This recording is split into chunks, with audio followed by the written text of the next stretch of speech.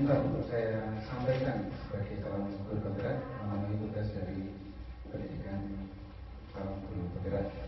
Nah kebetulan materi ini sama persis dengan apa yang saya terima, kami terima dalam kegiatan sekolah mimpi transformatif. Jadi sambil menyelam minum air, semoga tidak keblebek. Gitu. Jadi pada kesempatan kali ini terima kasih kepada KDKS sekali lagi dan Ibu Kepala Sekolah dan Bapak Ibu orang tua dan guru karena memberikan kesempatan bagi saya untuk memanfaatkan untuk dalam materi ini dan didokumentasikan selama 60 menit.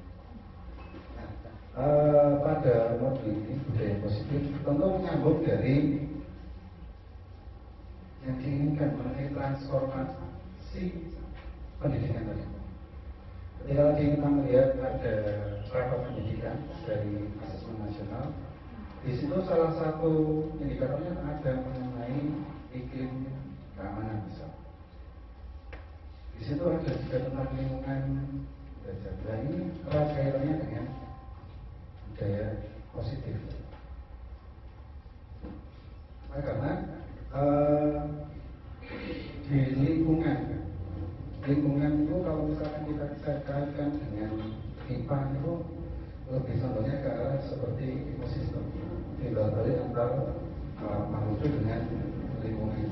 Jadi sesuatu seperti itu. Lingkungan antara biologiknya, manusianya, warga sekolahnya dengan antara warga sekolah dan juga dengan lingkungan non-biologis atau fisik.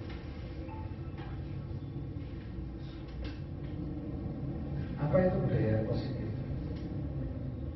Kalau di situ tulisannya nilai kebajikan yang menjadi keyakinan dan pada akhirnya dikarakterisasikan sebagai sebuah komunitas atau lembaga. Mungkin kalau kita mengingat istilah sebelumnya, atau bukan budaya Indonesia. Kalau kita mengingat istilah di sebelumnya, itu kita mengenal mengenai budaya sekolah atau lebih substansinya adalah bagaimana sekolah secara lembaga terbiasa atau mempunyai kebiasaan dalam melakukan segala sesuatu. Nah, di sini ada istilah lagi budaya positif. Budaya di sini diartikan sebagai sesuatu yang diyakini pada sebuah komunitas atau lembaga dan positif. Maka yang diyakini adalah sesuatu yang nilainya adalah positif, yang bernilai kebaikan. Nah ini nanti berkaitan mulai dari pimpinan kepala sekolah, guru, siswa dan juga masyarakat sekitar. Atau yang tentu kembali ke yang utama adalah peserta didik. Nah, sebelum kita mulai, ini nanti ada sebuah permainan yang mungkin dari Bapak Ibu yang sudah guru penggeraknya sudah tidak asing lagi atau pernah mengalami. Monggo Bapak Ibu bisa mencari sepasang atau pasangan rekan depan belakang atau sampingan kiri. Monggo. Mbak Indra, Mbak Indra,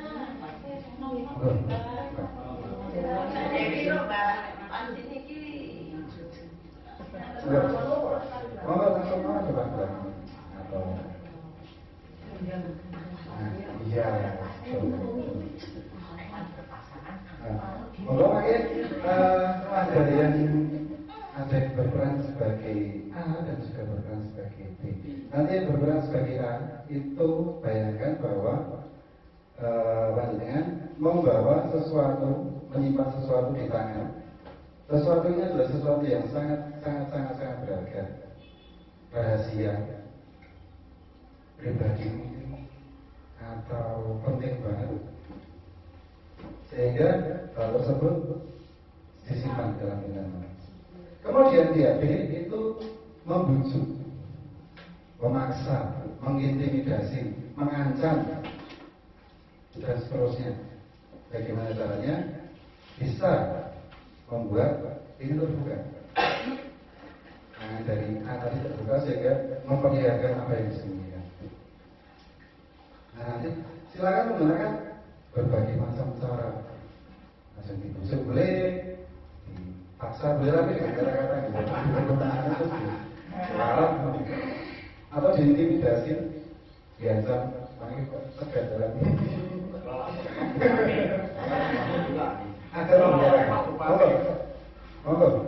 boleh bisa berpesan. Berdiri nopo duduk nih? Duduk.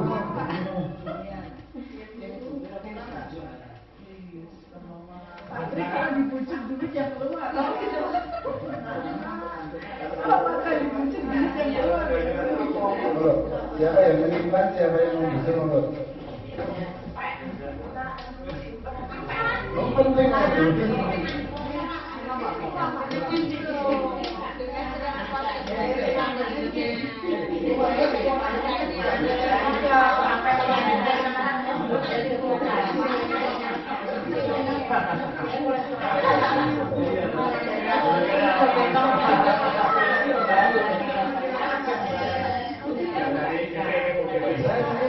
yang sudah bergerak atau sudah bergerak disampaikan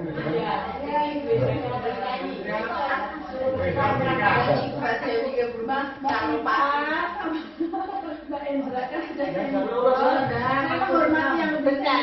kita sudah tahu ini akhirnya bagaimana. Sebaiknya yang yang belum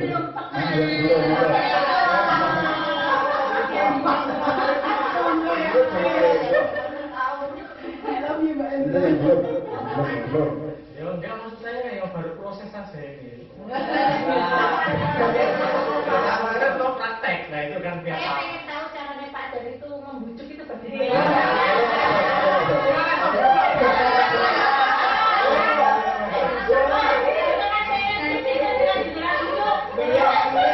Soalnya dokter foto keluar dari zaman dulu itu apa? Ada kita kerayu-kerayu ini kemauan, itu saya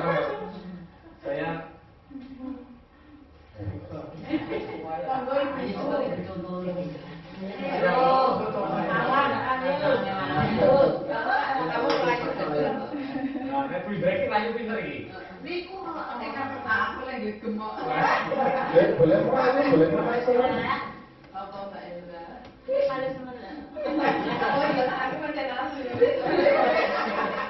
Suka cuci. Cici kok ya lentok tenang Titik.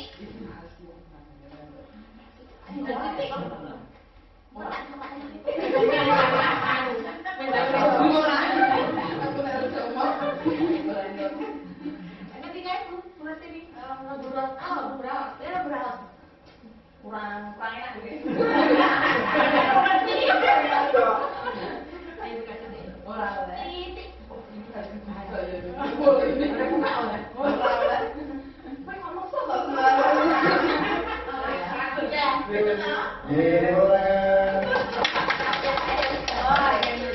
Akhirnya tidak boleh. Bertemu nanti segala macam bujukan kata yang oh ternyata diperboleh anu.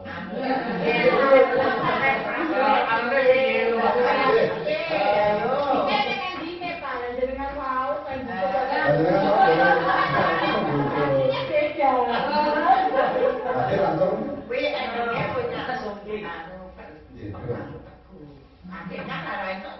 ya namun di sini mari kita lihat dari sisi lain apa substansi dari kegiatan tadi. Ada istilah yang namanya adalah power dalam bahasa Inggris yang diartikan sebagai kekuatan, tapi dimaknai adalah sebagai seberapa besar pengaruh kita terhadap orang lain. Untuk berpengaruh itu ada berbagai macam cara. Yang paling mudah itu ya Memaksa. mempengaruhi orang lain dengan cara paksaan, dengan intimidasi, dengan ketakutan itu yang paling dan seringkali diterapkan. Misal dalam dulu saya ikut baris berbaris Tonti ketika SMA, salah besar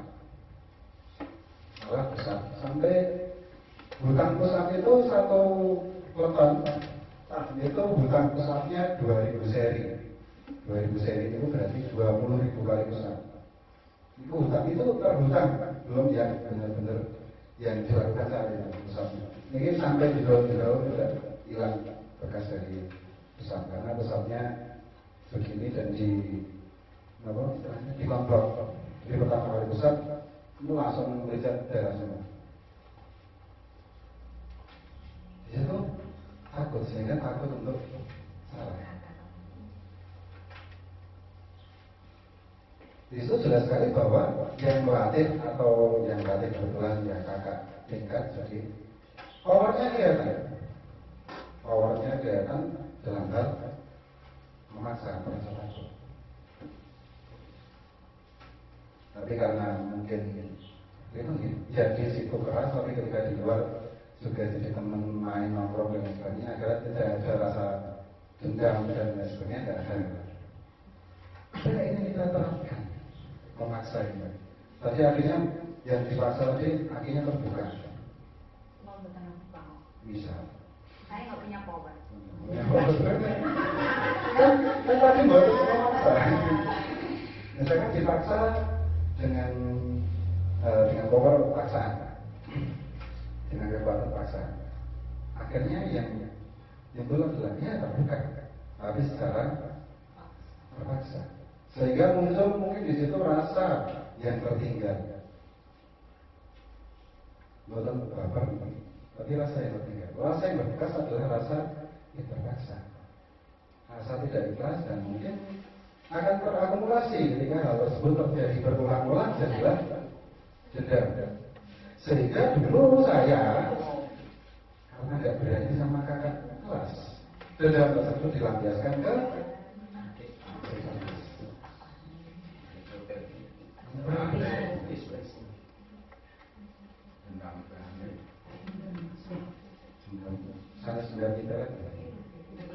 sudah berantai. Yang itu banyak terjadi. Kalau dulu kasusnya misalkan di sekolah ini ada yang sampai seperti itu diberitakan banyak, ya karena sebuah paksaan menimbulkan ketakutan, tapi ketakutannya tidak berani disampaikan ke yang membuat tadi, jadinya dilampiaskan ke. Nah, apakah dulu saya juga merasa ketakutan dengan bapak ibu guru saya ketika SD, SMP, SMA? Sehingga mungkin pernah saya lampiaskan kepada anak didik. Itu bisa saja. Secara tidak sadar, saya menggunakan cara yang sama. Itu mungkin saja.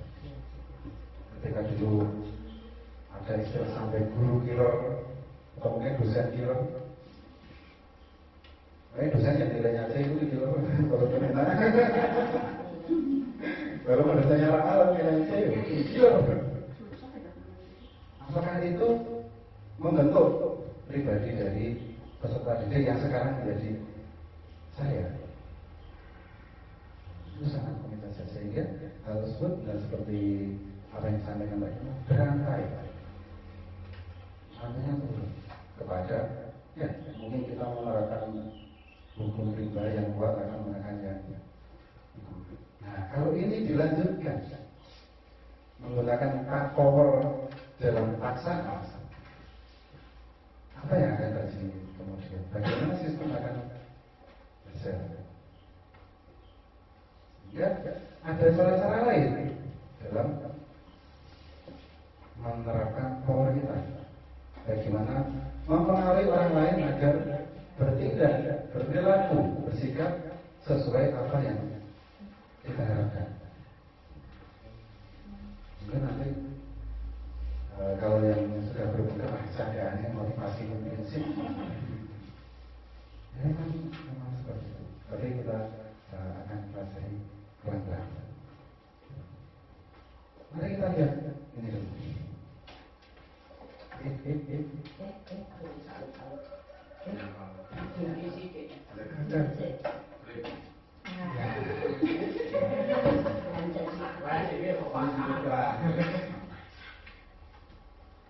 Dan ini bertenang-tenang loh, nih. Kepala sarungnya tidak. Ini sudah terpajang sejak saya berdiri di sini. Klasifikasi pelanggaran dan sanksi siswa. Mulai dari datang terlambat, kemudian keluar kelas tanpa izin, sampai melakukan memasukkan tanda tangan wali atau kepala sekolah. Kemudian sampai mengikuti organisasi terlarang dan lain sebagainya. Ada yang mulai dari sanksi yang paling ringan sampai dikeluarkan, dikembalikan ke wali. Ini dibaca di dekat kelas mungkin yang paling ideal. Ini dibaca di sana. Nah, apakah ini sama dengan memaksa tadi? Nah, dalam kurikulum budaya ini, terutama budaya positif, kali ini dipandang sebagai sesuatu yang kurang tepat. Kemudian mari kembali mengingat apa yang dilakukan oleh Skinner, Pavlov, dan lain sebagainya. Behavioristik yang membiasakan siswa melakukan sesuatu dengan stimulus, respon. Dulu ada istilah reward punishment. Itu secara perlahan memang hilang. Dulu ketika saya awal kuliah itu masih ada reward punishment. Setiap kali PTC temannya dikasih jajanan. KSD, BPR, anak-anak dikasih jajanan. Akhirnya itu hilang. Diganti dengan penguatan positif dan penguatan negatif. Ya sekarang ini hilang lagi. Apakah ini tepat atau enggak? Saya tidak tahu. Mari kita lihat 6 tahun 7 tahun yang akan datang. Dampaknya kembali ke lingkungan belajar positif. Lingkungan belajar positif itu ada beberapa indikatornya. Yang pertama dari lingkungan sendiri, lingkungan belajar yang positif. Lingkungan tadi saya sampaikan sebagai interaksi antara yang hidup dengan yang tidak hidup. Ini dulu ada pertanyaan juga. Saya pernah dapat pertanyaan. Yang paling berperan atau paling berpengaruh dalam pendidikan itu siapa? Apakah guru?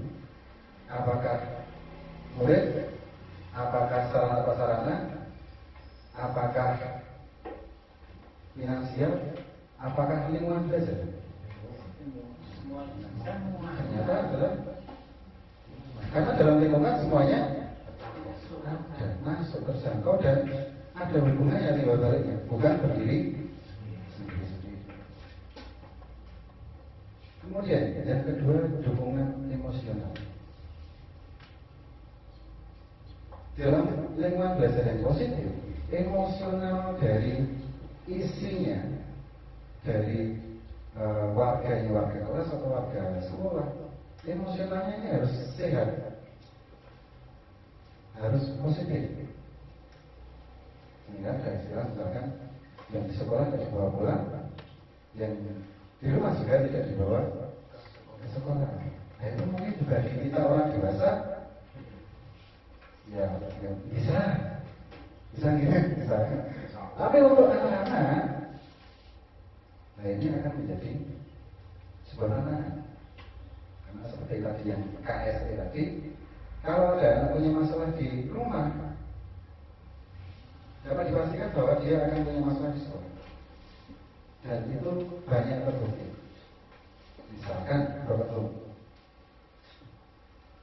misalkan di rumah sama singgahnya, atau orang tuanya ada di Kalimantan sebagainya.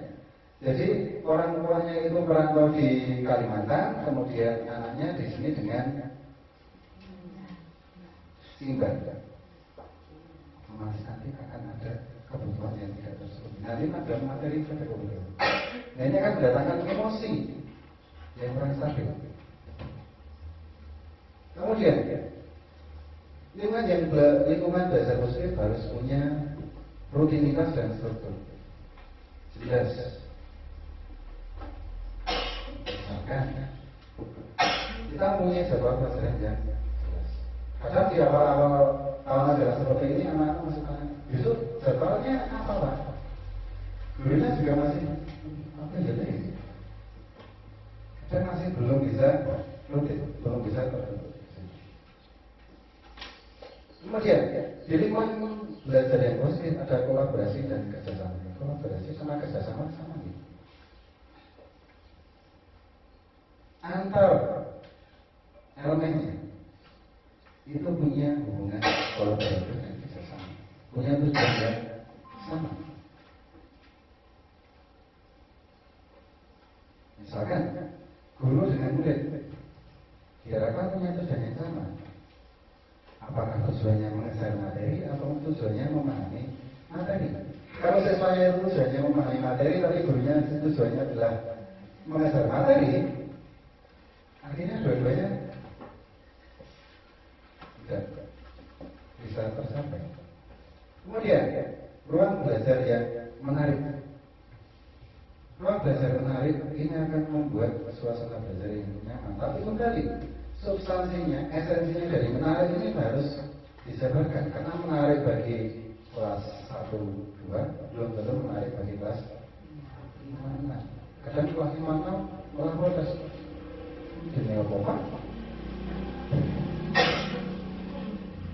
Jadi mungkin akan beda menarik. Jadi kita kembalikan kepada yang utama tadi, kesalahan ini. Menarik bagi kelas tadi yang seperti apa? Kalau yang menarik dari gurunya ini kan kalau di belakang kelas ya.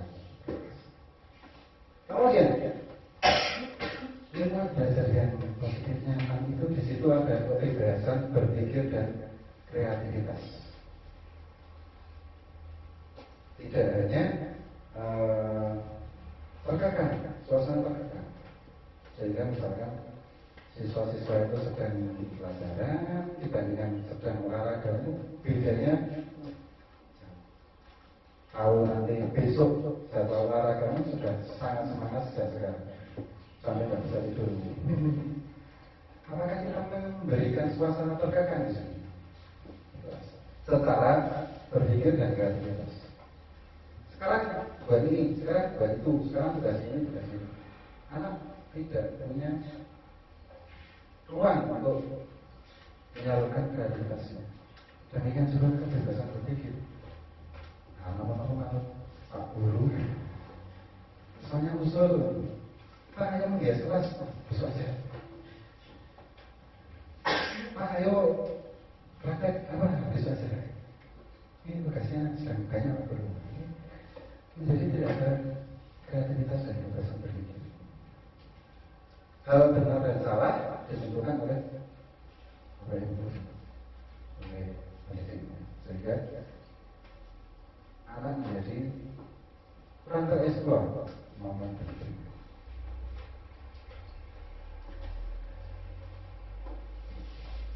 Dalam lingkungan belajar yang positif, salah satu aspeknya adalah disiplin. Disiplin sudah ada sejak sebelum saya lahir. Sampai sekarang belum muncul. Tidak tahu nanti. Disiplin. Ketika mendengar, membaca, melihat kata disiplin, kira-kira yang terbayang di benak kita adalah sebuah peraturan. Nah, definisi dari disiplin yang sudah tertanam dalam benak kita adalah mengikuti aturan. Tidak mengikuti aturan berarti tidak disiplin. Tertib, pakai helm, sarung tangan, jaket, sepatu,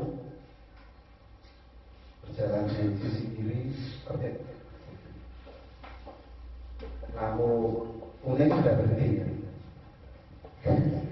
Padahal kalau berhenti.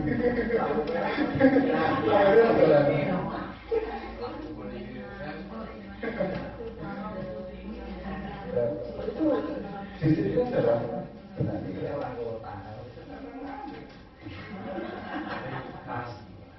Benar atau salah? Kalau kita tinjau dalam bahasa, loh, saya kira mungkin saja karena memang seperti itu definisinya. Benar atau salah dalam pendidikan? Ya tergantung kita sedang menjalankan pendidikan di era mana.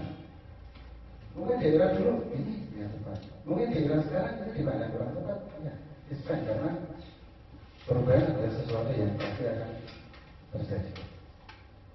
Kemudian kata disiplin juga sering dihubungkan dengan hukuman. Kalau melanggar pasti hukum. Tidak bawa SIM itu Pak, tidak bawa SIM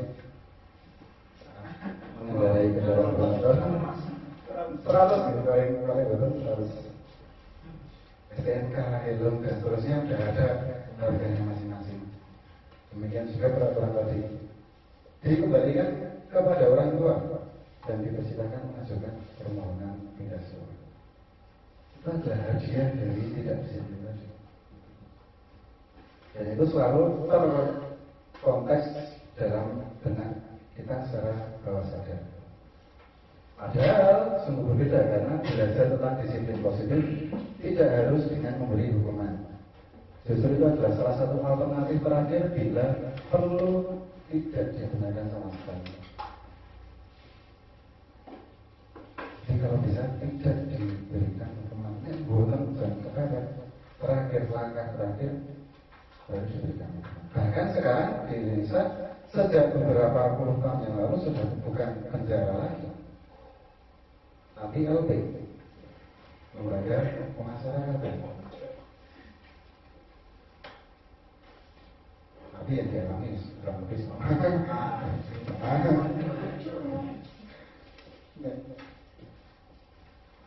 Kemudian makna kata disiplin bisa juga dimaknai menjadi sesuatu yang dilakukan seorang pada orang lain untuk mendapatkan kepatuhan.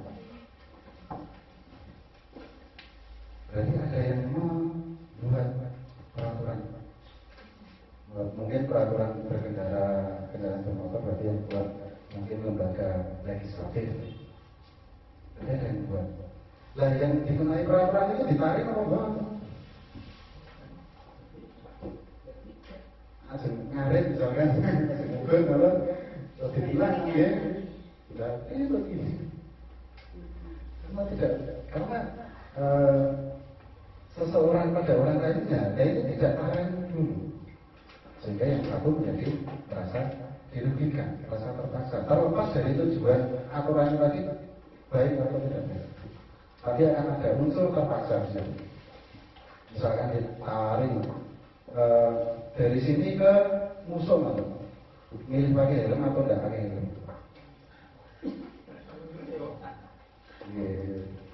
Dan ini apa ini ya. Sebenarnya di daerah Sumut itu tidak ada polisi.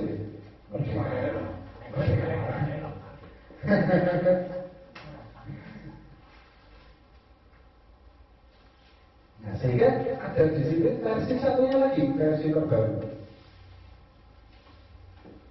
yaitu disiplin positif. Bedanya apa?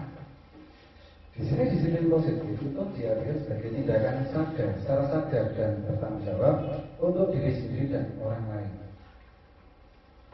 Bukan didasari lagi oleh peraturan, tapi didasari oleh kesadaran diri. Tapi ini yang namanya sadar itu walaupun buat penting saja sulit. Sedikit cerita.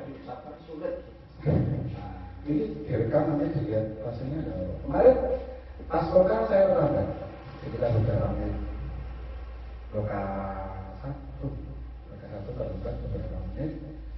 Di sana sudah mulai. Kemudian lokal 2 karena pas lokal 1 itu banyak sekali yang mungkin juga terlambat sampai bermenit-menit, berpuluh-puluh menit.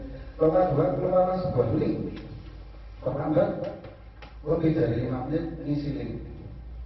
Terlambat lebih dari 30 menit ngisi link. Terlambat lebih dari 1 jam, ngisi link tidak dapat transferan bank. Itu dari sana. Apakah itu disiplin positif? Sehingga saya saat mau kayak itu yang ada linknya itu saya dari Sleman ngebut nabrak bapak-bapak. Bawa anaknya, karena pas nikung itu ada mobil saya nggak lihat ternyata ada di sebelah. Jadinya berungsung. Misalkan sampai di tempat makan itu ada yang tanya atau dilalah kok jadinya saya terlambat. Untungnya saat itu nggak terlambat. Tapi misalkan saya terlambat ada yang tanya. Kira-kira yang terjadi adalah segini keberungsung, emosi dan lain sebagainya di masa hidupnya. Maka yang terjadi adalah interaksi yang tidak bagus. Kemudian, ketika disiplin positif ini diterapkan, akibatnya seseorang atau peserta dapat memahami dan mengontrol setiap perilakunya. Jadi ketika peserta ini dapat mengontrol perilakunya, memahami kenapa harus berperilaku seperti itu, nah disitulah muncul disiplin positif. Misal, peraturan di sekolah yang umum itu biasanya seperti sepatu hitam. Dulu umum di mana-mana sejak saya SMP sudah ada sepatu hitam hari ini hari itu atau setiap hari. Itu ada tujuannya. Tapi apakah tujuan ini dipahami oleh peserta didik? Tujuannya untuk agar tidak ada ketimpangan sosial, agar semuanya bisa segeser. Sepatu hitam itu kan nanti konteksnya harganya murah. Memang sepatu putih harganya lebih mahal, sama aja. Anak didik sekarang lebih kritis karena sejak dalam kandungan mendapatkan nutrisi yang lebih baik daripada susu dan lain sebagainya. Sehingga lahirlah menjadi anak yang mempunyai daya pikir yang lebih kritis. Mereka tidak menerima alasan dari suatu peraturan, akhirnya ngeyel. Sehingga alasannya harus dipahami bersama antara pendidik dan peserta didik.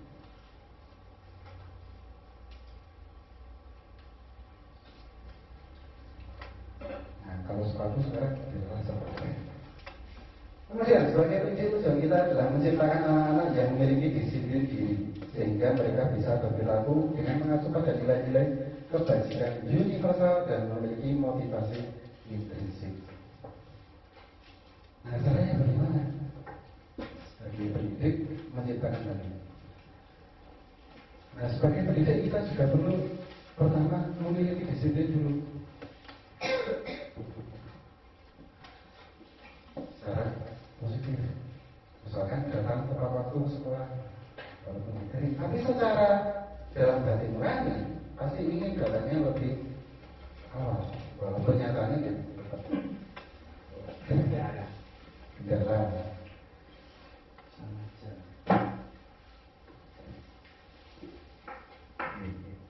Nah, untuk muncul motivasi intrinsik dan lain sebagainya, untuk muncul disiplin positif, seseorang harus selesai dulu dengan dirinya sendiri.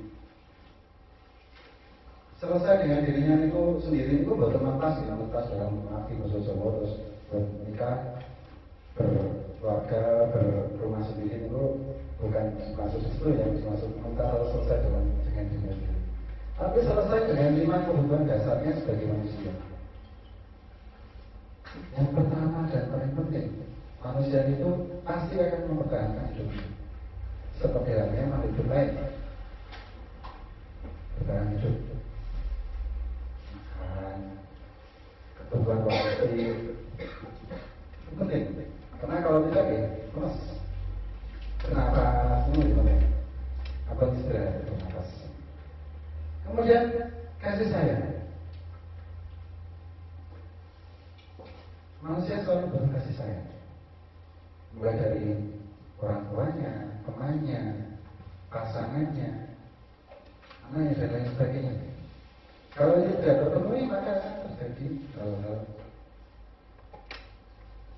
di mana dia mencari pemenuhan kebutuhannya dengan tidak yang lain. Seperti tadi misalkan ada anak yang orang tuanya di Kalimantan, maka akan beda dengan yang orang tuanya ada di sini, yang pasti akan berbeda. Kalau dia pengen kebebasan, orang pasti pengen bebas. Yang namanya ditali, mau ditali dengan gadung, tapian, rantai besi, rantai emas, tidak akan puas. Pakai borgol itu emas 24 karat sama aja. Yang kenyataan ya masa. Sehingga terkurung dalam sebuah tempat yang mewah itu tetap saja terkurung. Terkurung dalam sebuah sangkar kayak burung air, terkurung dalam sebuah sangkarnya api. Regane kalau burungnya itu mahal sangkarnya, itu tetap tidak nyaman. Tapi tidak perlu ditanyakan ke burungnya, mungkin burung jauh. Kemudian ingin kesenangan. Manusia adalah salah satu makhluk kita terlepas dari agama ini, termasuk dalam mamalia. Mamalia itu apapun jenisnya itu mempunyai kebutuhan untuk bersenang-senang, bermain. Makanya kucing itu ya, kemudian lumba-lumba, kemudian lumba-lumba berenang, muncul-muncul itu dalam rangka kesenangan. Demikian sudah manusia membutuhkan kesenangan dalam hidup. Kemudian mereka ingin penguasaan. Penguasaan akan dirinya sendiri dan menguasai keadaan. Ingin punya power. Kebetulan manusia. Ingin muncul, ingin dilihat dari penguasaan. Dengan terpenuhinya kebutuhan tadi, mereka sebenarnya manusia itu ingin mempunyai dunia yang berkualitas. Yaitu tempat khusus dalam pikiran yang menyimpan gambaran hal-hal yang diinginkan, hal ideal yang memenuhi kebutuhan dasarnya. Pasti dalam angan-angan kita sebagai manusia itu ada keinginan, ada rencana, ada hal ideal untuk kita sendiri. Misalkan rumah idealku itu yang gentengnya itu yang cor. Emang betul? Nepres. Singpres yang beratnya 5 kilo.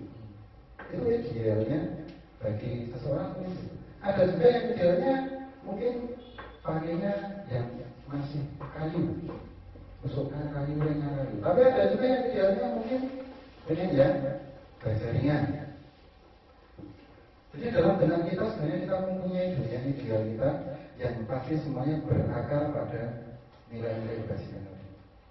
Yang pengen usuknya kayu, mungkin pengen yang nuansanya masih estetik, nyaman. Yang pengennya rangka baja, yang pengen yang modern, yang kuat, tahan lama, atau tidak tertandingi, kena angin bubar. Tapi idealnya bagi kita ada. Semua punya nuansa idealnya masing-masing. Bahkan saya berdiri di sini pun pasti dalam benak yang menyaksikan pasti ada idealnya. Kayak ideal ini merasa kalau saya di sini. Mungkin bisa juga. Jadi kita mengidealkan orang lain pun bisa dalam ideal kita mempunyai kebebasan, memprediksikan, menggambarkan dunia-dunia yang ideal.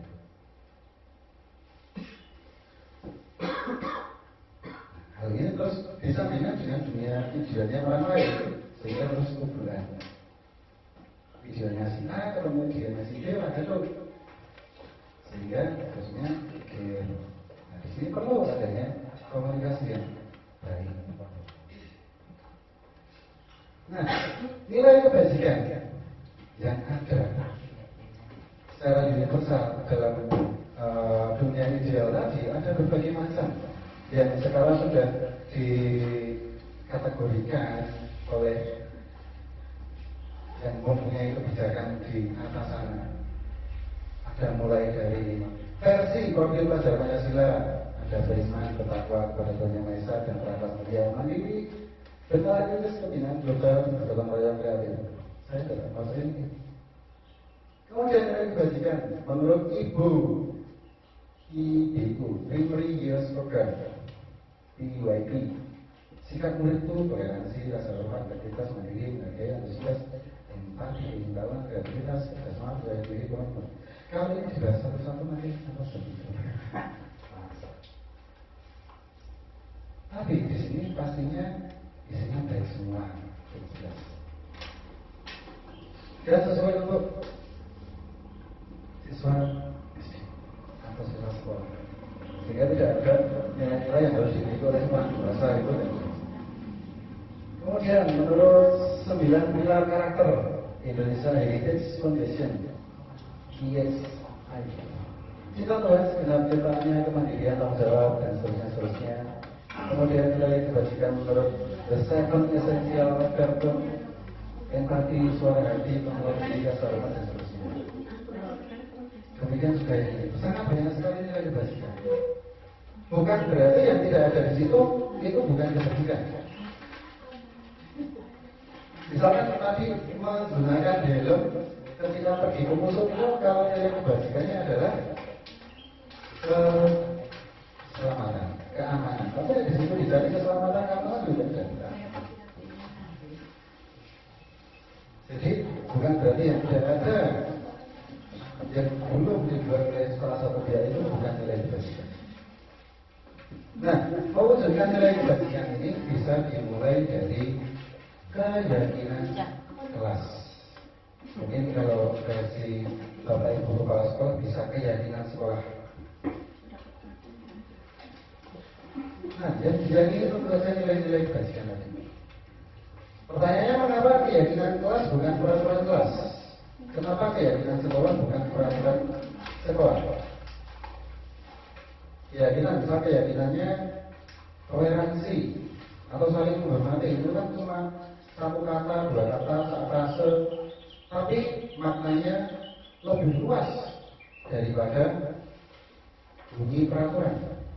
Selalu menyapa ketika bertemu dengan orang lain, perawatannya bunyinya gini. Tapi kalau nilai kebajikannya saling menghormati. Saling menghormati bisa dengan banyak. Tapi kalau saling menyapa, misalnya bisa enggak bu, berangkat lagi bu. Tapi dengan temannya bisa, woi, itu juga bisa. Atau mungkin memanggil nama dengan nama ayahnya juga bisa. Atau memanggil dengan nama julukannya juga bisa. Sehingga beda. Lebih luas keyakinan kelas daripada peraturan kelas. Mengapa keyakinan kelas penting untuk membangun budaya positif? Sesuatu yang diyakini pasti akan memberikan motivasi secara intrinsik dari dalam, karena yakin dulu. Saya yakin kalau mencuci mata dengan air rendaman suruh akan membuat penglihatan menjadi jernih. Maka dengan sangat semangat akan saya lakukan. Tapi kalau diperintah, disarankan orang lain, yo, atau nangis. Atau mungkin keyakinan terkait kebersihan. Ini terjadi di rumah kita. Laki-laki, anak laki-laki, itu kalau diminta untuk bersih-bersih rumah, bisa-bisa, woi, wah ini loh. Itu saya bisa rasa sendiri. Tapi kalau di rumah itu sepi, tidak ada orang, terpaksa. Ada kita gitu, tetap seger. Terpaksa. Tapi kan dia lo bukan saya. Itu kenapa? Kalau di rumah sepi sendiri itu masak. Iya, kalau mesin cuci. Tapi kalau di rumah itu tidak sendiri, jadi dulu panggil orang. Itu bedanya ketika motivasi datang dari dalam dan datang dari luar.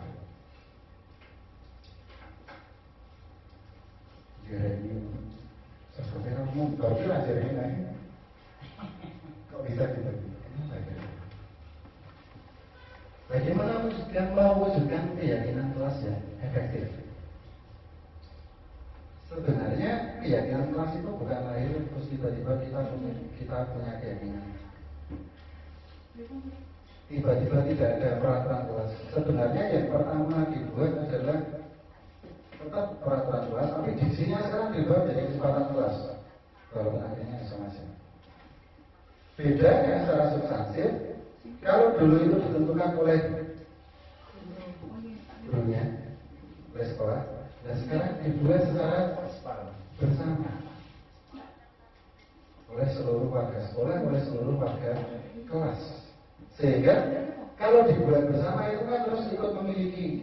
Misalkan di desa ada gepuro, melu nyumbang botol siji, melu duit. Walaupun hanya sedikit yang disumbangkan akan ikut memiliki.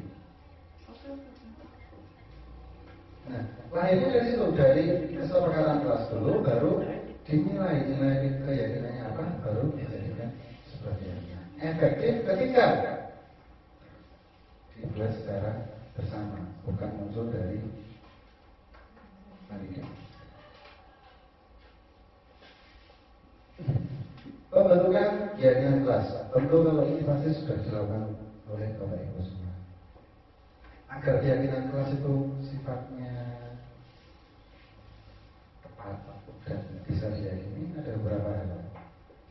Keyakinan kelas itu sifatnya bukan lebih abstrak daripada peraturan yang lebih rinci dan konkret. Jadi dia lebih sulit dibayangkan karena dia lebih luas. Kalau peraturan konkret, misalkan datang lambat, datang terlambat. Beda dengan tepat waktu. Tepat waktu itu kan bisa dalam banyak hal. Tapi kalau datang lambat, berarti pas jangan sekolah aja. Itu lebih luas. Keyakinan kelas berupa pernyataan universal. Tidak ada kekhususan individu di situ. Tidak ada khusus objeknya, tidak ada. Jadi berlaku untuk semua. Pernyataan keyakinan kelas senantiasa dibuat dalam bentuk positif, jadi bukan lagi negatif. Mungkin semacam kalimat positif dan kalimat negatif. Jadi datang tepat waktu itu lebih positif daripada tidak terlambat. Menghormati teman yang sedang menyampaikan pendapat lebih positif daripada memotong pembicaraan teman, atau tidak menghormati teman yang sedang bicara, sehingga tidak menggunakan kata tidak dan tidak menggunakan kalimat yang konotasinya negatif, larangan. Kemudian keyakinan kelas sebenarnya dibuat tidak terlalu banyak sehingga mudah diingat dan dipahami oleh semua warga kelas. Karena semangatnya keyakinan kelas, kesepakatan kelas, tuh betul. Dua bingung dan dasar. Akhirnya keyakinan yang paling sehingga dibuat simpel. Saya kata tadi sifatnya abstrak luas sehingga tidak perlu terlalu banyak. Keyakinan kelas sebaiknya sesuatu yang dapat diterapkan di lingkungan tersebut. Jadi keyakinan kelas ya konteksnya ada di dalam kelas atau sekolah. Tidak perlu sampai konteks yang di luar itu, karena tidak relevan juga. Kalau tidak relevan nanti kurang ya. Semua warga kelas hanya ikut berkontribusi dalam pembuatan keyakinan kelas lewat kegiatan curah pendapat. Semua peserta mempunyai kesempatan yang sama dan diberikan kesempatan. Kalau cuma ditawarkan biasanya ngomong. Paling si A, B, C, D, yang 16 lainnya mantul-mantul. Kecuali kalau bareng-bareng yang jawab itu lebih ramai. Banter. Tapi kalau sendiri, ya. Kemudian bersedia meninjau kembali keyakinan kelas dari waktu ke waktu, karena tidak ada yang abadi kecuali perubahan. Jadi yang namanya keyakinan bisa berbeda. Mungkin beda semester beda keyakinan, mungkin besok pagi sudah beda keyakinan. Bukan seperti harga pertama ya, Bapak Ibu. Itu beda-beda. Saya ini belum pernah berhenti.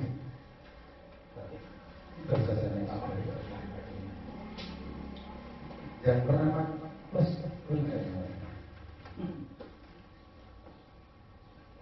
nah, untuk sudah tercapai, peraturan atau kesepakatan kelas yang sudah terbentuk, itu guru mempunyai 5 jenis posisi kontrol, dan ini yang sudah guru bergerak sampai lakuin materi itu kemudian.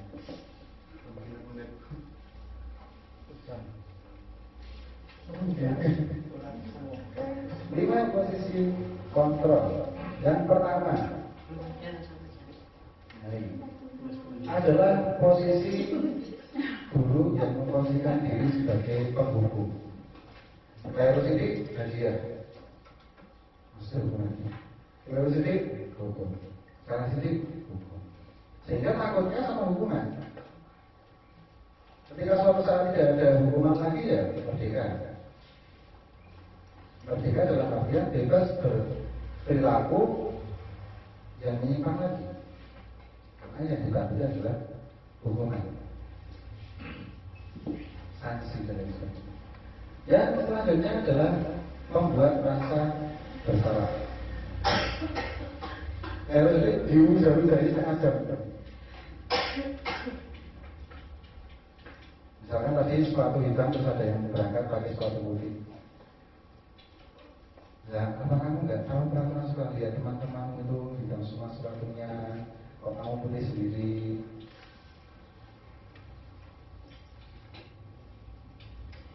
Maka yang muncul adalah rasa bersalah. Terus jadi minder. Padahal di situ pasti ada akibat-akibat lain. Tapi kalau kita membuat rasa bersalah, ya itu. Nah, kita mungkin produk dari dua ini dulu kala. Jangan sampai ada balas dendam yang berantara. Kemudian selanjutnya posisi yang oke lah, bisa diterima untuk zaman sekarang. Yang pertama adalah sebagai teman dari peserta didik, berdiri sama rata, terus nanti berbagi. Lo berdiri sama tinggi, di sama rata. Soal berbagi. Dengan peserta didik. Ini dikatakan mungkin sudah baik daripada dua ini. Tapi kalau kita lihat lebih jauh, hal ini menimbulkan pola interaksi antara peserta didik dengan pendidik itu terlalu leluasa, sehingga hilanglah respect dari peserta didik kepada pendidik, rusak dalam diri. Dan selanjutnya adalah pemantau CCTV. Menyesuaikan antara peraturan dengan yang dilakukan siswa. Siswa melakukan sesuatu, dilihatkan ke peraturannya seperti ini, silakan diterima konsekuensinya. Tidak ada pembelajaran di situ. Tapi ini juga lebih baik daripada dua ini.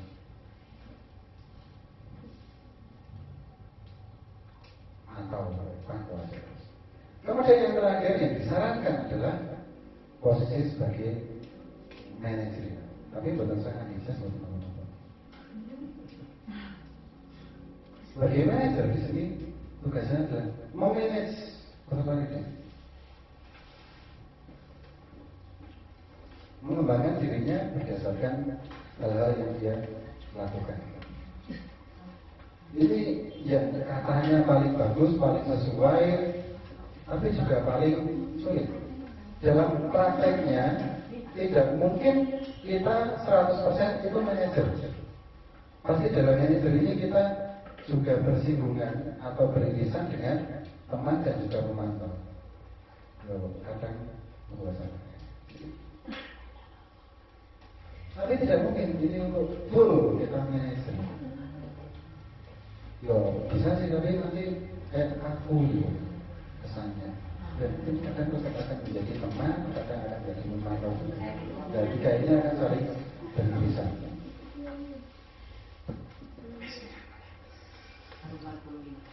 Oke, lanjut.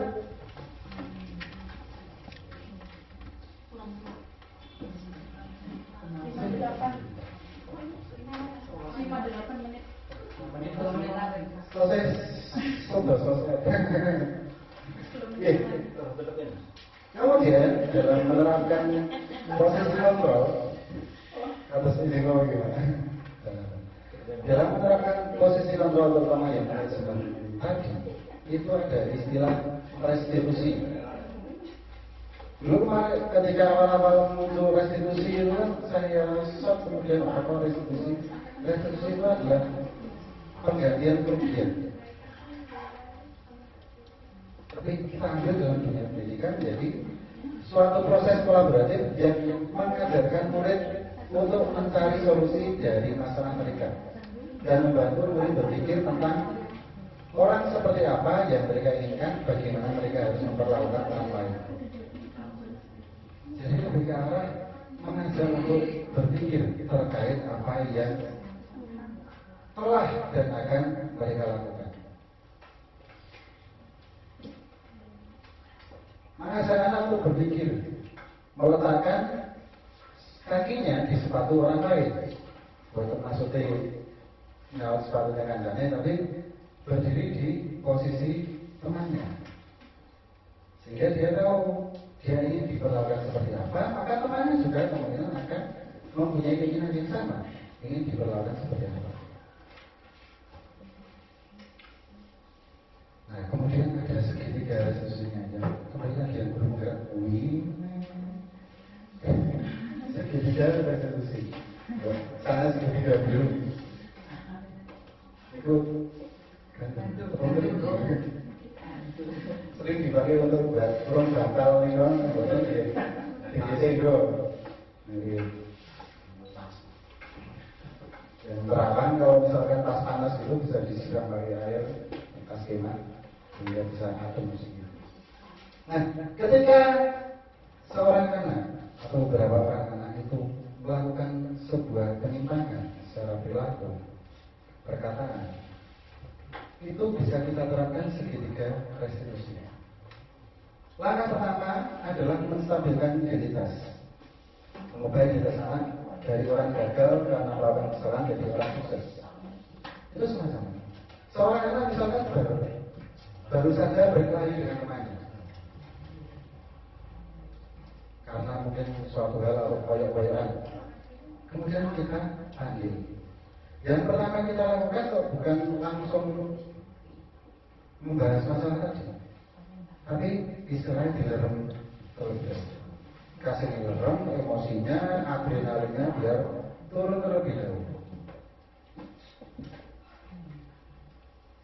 Kemudian setelah itu baru kita ajak diskusi, kita ajak tanya jawab, mau apa tadi, kenapa, apa yang terjadi.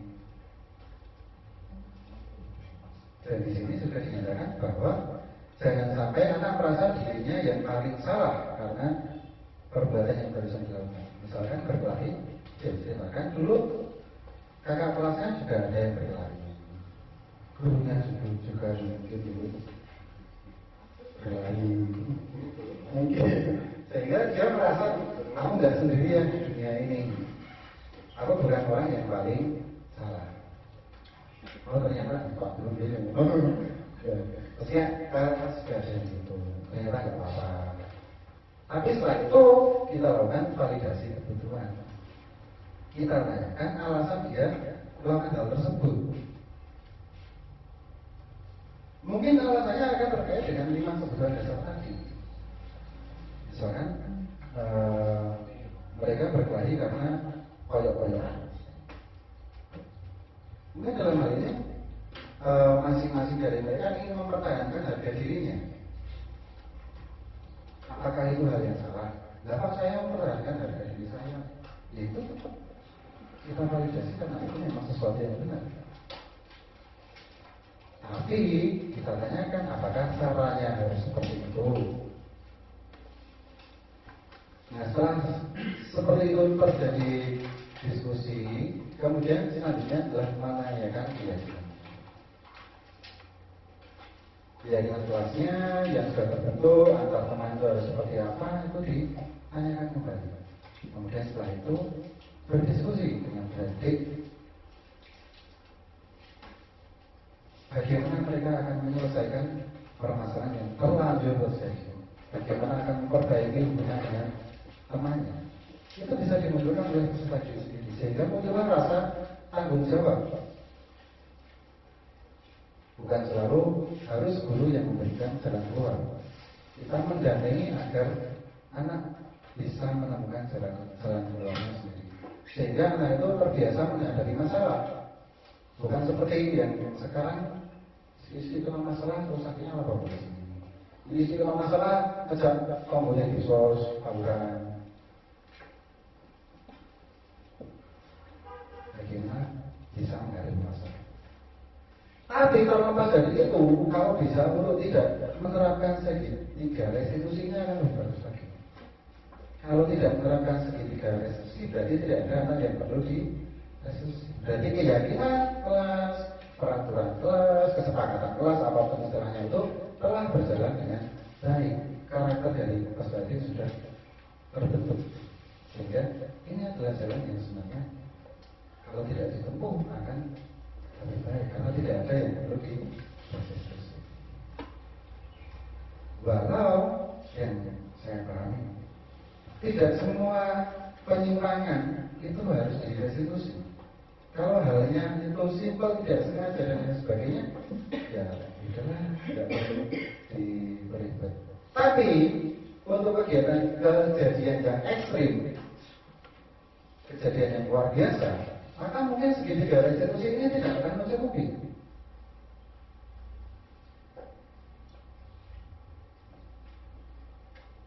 Misalkan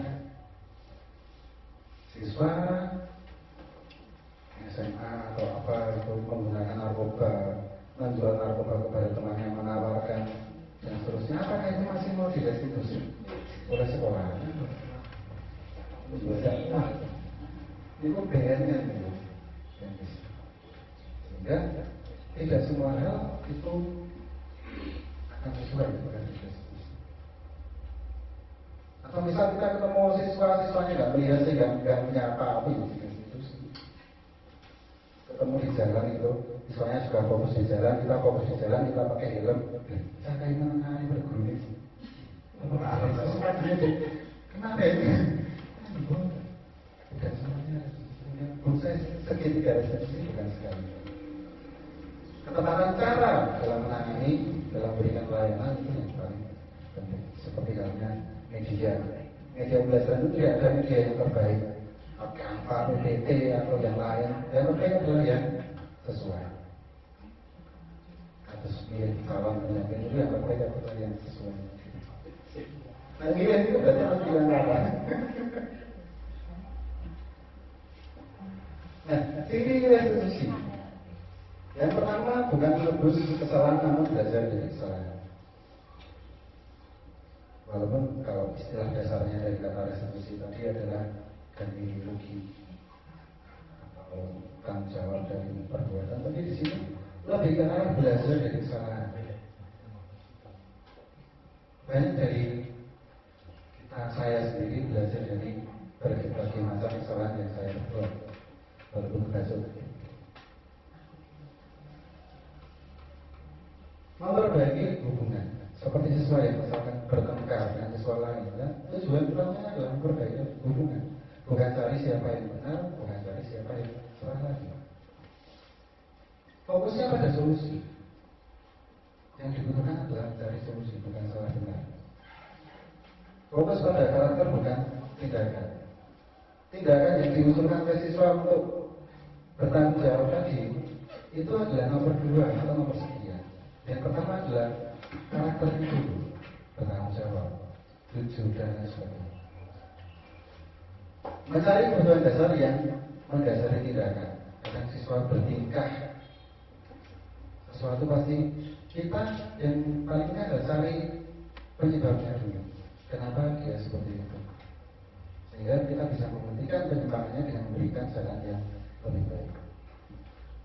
Mengembalikan murid yang salah kepada kelompoknya, itu istilahnya semacam mengembalikan kepada masyarakat atau lembaga. Kadang siswa yang melakukan sebuah kesalahan itu akan dipandang oleh murid teman-temannya sebagai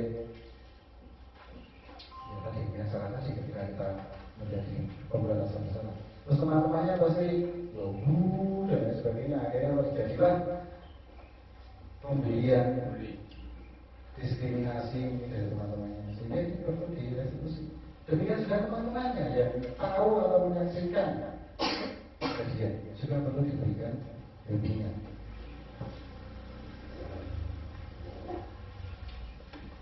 Kemudian menuntut untuk melihat ke dalam diri, melihat ke dirinya sendiri, nilai yang diyakini tadi, menguatkan, dan di sini tawaran bukan paksa. Jadi bukan dipaksa untuk melakukan ini itu, tapi ditawarkan. Nah, karena sudah panjang dan lebar, mari kita lihat beberapa hal ini. Yang pertama, mengganti penghapus teman yang dihilangkan. Apakah ini hukuman atau konsekuensi? Kira-kira apa itu? Mengganti penghapus teman yang dihilangkan. Konsekuensi. Terus sekali, ini adalah konsekuensi. Tapi yang kedua, berdiri di tengah lapangan upacara karena datang terlambat ke sekolah. Hukuman. Merapikan sapu dan alat pel yang jatuh karena tersenggol saat berdiri di jam istirahat. Konsekuensi. Mencatat 200 kalimat. 200 kali kalimat saya minta maaf karena berkelahi kalimat. Hukuman. Membersihkan bisnis sekolah karena tidak mengumpulkan tugas. Letak perbedaannya ada pada masuk akal atau tidak masuk akal, sesuai atau tidak dengan apa yang dia lakukan. Layu-layu semua sambil di sekolahan terlambat, jadi dihukum di sana. Gimana? Kalau ini di sekolah, tapi tidak. Setelah itu akan menimbulkan trauma. Beda dengan konsekuensi. Tapi katanya adalah konsekuensinya tidak dipaksakan. Mereka harus tahu konsekuensi dari perilaku yang sudah dilakukan. Sehingga budaya positif itu dimulai dari mana? Dimulai dari yang paling kecil, peraturan kelas, kesepakatan kelas. Kemudian naik menjadi jaringan kelas, naik menjadi lingkungan positif, dan terbentuklah budaya yang positif. Kembali, budaya ini diciptakan oleh seluruh komponen dari lingkungan tadi. Bukan berfokus pada siswa saja, tapi juga pendidik, warga sekolah yang lain. Ini akan menumbuhkan budaya positif di sekolah kita. Nah, proyektornya sudah rusak, ini besar hitam, sehingga cukup demikian yang dapat saya sampaikan pada kesempatan kali ini. Terima kasih atas